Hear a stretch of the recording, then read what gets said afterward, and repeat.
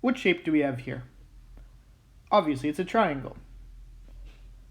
I've labeled each of the angles in the triangle. Not the sides, just the angles. What do you notice about these angles? Well, if you took a calculator and you added them up, you should get a specific number. And that number is 180 degrees. We get that if we do 48 degrees plus 76 degrees plus 56 degrees. They add up to 180 degrees. That's interesting because we've seen that number before when it comes to angles. Now, is that going to be true for any triangle? Let's check. So I can actually move this around a little bit. There we go. Now we have three new angles. 70 plus 82 plus 28. Try it on your calculator. It should also add up to 180 degrees. If I move this again to make a littler triangle, you add those up, they should also equal 180 degrees. So that's interesting. No matter what triangle I create, these angles will always add up to 180 degrees. And that is always true. Every triangle, the three angles add up to 180 degrees. So we can use that fact to help us solve problems. So here we go. Can we find the missing angles in a triangle? So in this problem here, we're given two angles in the triangle and we're trying to find this angle W, right? How can we do it? Well, first of all, we know that all the angles in the triangle add up to 180. So if we know two of them, we know the remainder has to be what W is, right?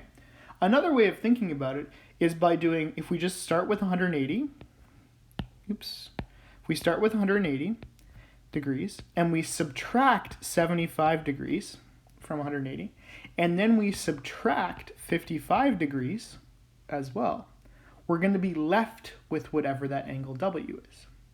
So let's do this. 180 minus 75 minus 55 gives us 50 degrees. So that's telling us this angle here is 50 degrees. And we can always check. If you add those three up, you should get 180 back, which is true. So the answer here is 50 degrees. So angle W is 50 degrees. I want you to try the same thing for the second triangle. So pause the video here, try it yourself, try to find that missing angle, unpause when you think you have an answer. So I got 45 degrees. When I do 180 minus 85 minus 50, I get 45 degrees. So I believe that is the answer. Now, some people like to calculate it a little bit different. Some people like to, for example, add these two up and then subtract 180 minus them, and that's fine as well, as long as you get the right answer and as long as your process makes sense.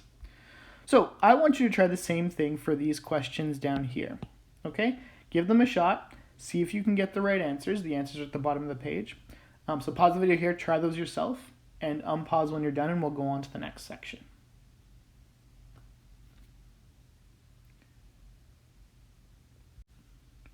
Okay, so now we have some extra special triangles. What do you notice about this triangle here if we're trying to find the missing angles? First of all, we're only given one angle, right? We're not given two angles. Usually we're given two angles and we have to try to find the third one. But in this case, we're only given one. There's a little bit of an extra hint, though, in the question.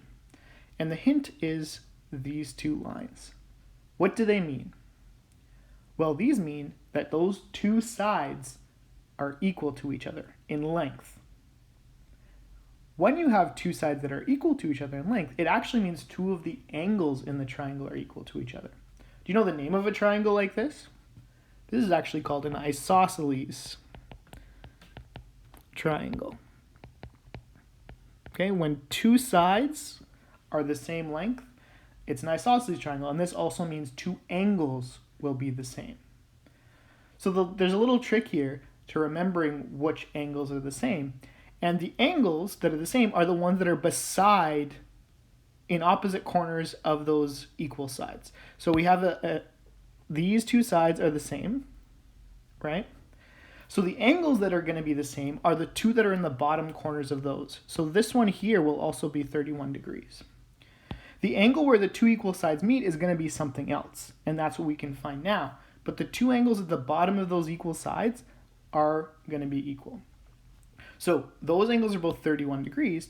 So what I can do is I can do 180 minus 31 all degrees to give me the answer of what that missing angle A is. 180 minus 31, which is 118 degrees. So this angle here I'm going to label as 118 degrees. And we can put our answers in now. So A was 118 degrees, and B was 31 degrees. Okay? Now, I want you to try this question here, the your turn question. Try it yourself. Pause the video. Unpause when you think you have an answer.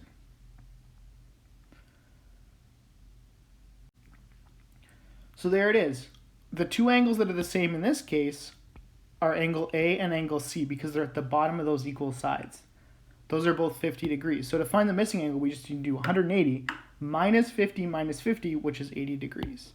So the answer here for angle B is 50 degrees, and the angle C is going to be, oh, sorry, that's wrong. B should be 80 degrees, and C should be 50 degrees. There we go. Now, the questions below, erase that line. The questions below are a little bit, some of them are a little bit different. So I want you to give them your best shot. Give all 4 of them your best shot. Okay, pause the video here, try them yourself, unpause when you've tried all of them. Okay, hopefully you've tried all of them. A and C are very similar to the example ones we did. So you should have got those, where X is 54 for A, and for C that the question mark is 30. B is a little bit different. You might have noticed if you tried the same way, you would have got the wrong answer. And the reason is, which angles are the same in this isosceles triangle? Well, remember, these two sides are the sides that are equal because they're the ones with the little lines in them, right? So the two angles that are going to be equal are the ones at the bottom or the end of those two equal sides. So it's X and Y that are going to be equal to each other, not this one and this one, for example. So if these two angles are going to be equal to each other, how do we find them? Well, remember, in a triangle, there's a total of 180 degrees, right? And if there's a total of 180 degrees, we can remove that 40 because we know that 40 is not going to be part of X or Y, right? So we can remove that 40 and we're left with 140 degrees, right? And then if we know each of these angles is going to be equal to each other, they're both the same, how can we find it? Maybe you can see what the answer is already, but if there are 2 of them and they're the same, we know they add up to 140, so all we got to do is divide that by 2, right? Because each one of them is the same, so we're just going to divide it in half basically. So 140 divided by 2 is 70 degrees. That means this one has to be 70 degrees and this one has to be 70 degrees. We can always check our answer by adding those 3 angles up, and you'll see if you do that they do equal 180 degrees. So X is 70 degrees and Y is 70 degrees. And then we have question D, which is also a little bit different. We're not given any angles here. That's tough. But what we do notice is that there are little marks on each one of the sides. This side, and this side.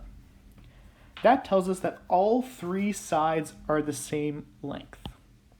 When they're all the same length, this is a special triangle as well. It's not an isosceles triangle. It's called an equilateral triangle. An equilateral just means sides have this equal lengths or the same length. So how can we use this fact to find the angles? Well, if they have the same side lengths, that actually means that they also have the same angles. So all 3 angles are going to be equal in an equilateral triangle.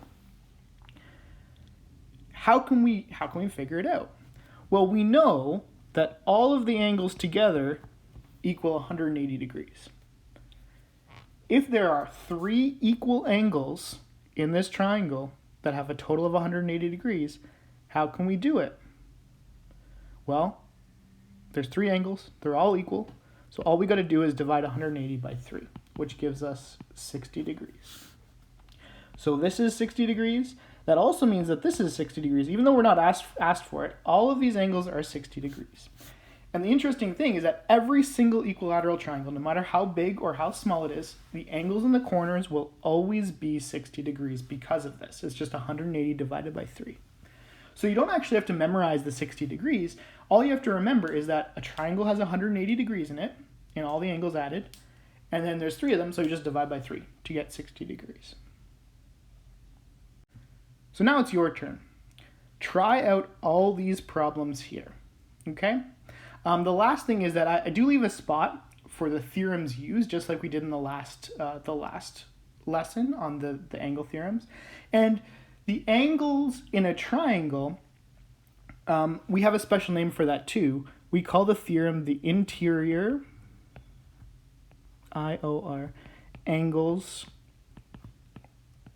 in a triangle. So the interior angles in a triangle theorem, or sometimes we call it IAT, and that just stands for interior angles in a triangle.